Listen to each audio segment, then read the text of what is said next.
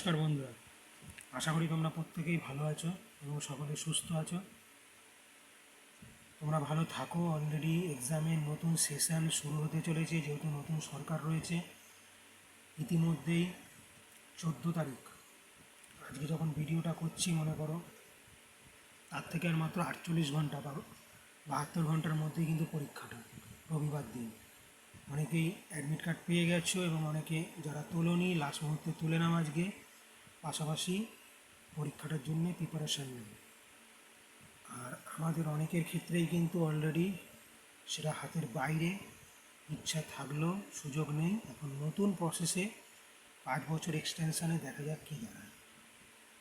এটা কি বলছে দেখো, পঞ্চায়েতে 11,000 শূন্যপদ, যেটা প্রথমে বলেছিল দিলীপবাবু প্রায় 6,000-এর মতো, সেটা বেড়ে কিন্তু 11,000 হয়েছে।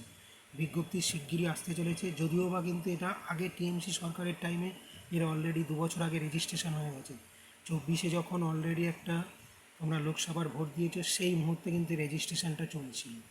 টোটাল 1-1.5 বছর রেজিস্ট্রেশন চলেছে। সেই সংক্রান্তই কিন্তু এটা রিক্রুটমেন্টের খবর। 1979 এই ধরনের একটা অ্যাসিস্ট্যান্ট বা শিক্ষক, এই সংক্রান্ত একটা রিক্রুটমেন্টের খবর অলরেডি বেরিয়েছে কর্মসংস্থানের এই 13 জনের সংখ্যায়।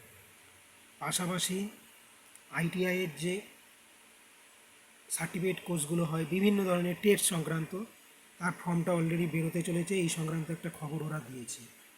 এবং ডাব্লিউবিসিএস পরীক্ষা নিয়ে অলরেডি বলেছে পুরনো সিলেবাসেই পরীক্ষাগুলো হবে, যেহেতু হাতে সময় কম। পাশাপাশি নেভিতে কয়েকশো অগ্নিবীর, এই ধরনের একটা ছোট্ট আকারে খবর তারা দিয়েছে। এবং আদালতে বলছে 543 কম্পিউটার অ্যাসিস্ট্যান্ট রিভিউ অফিসার, এই ধরনের একটা খবর। মূলত খবর বলতে কর্মসংস্থানের এ সপ্তাহে এটাই।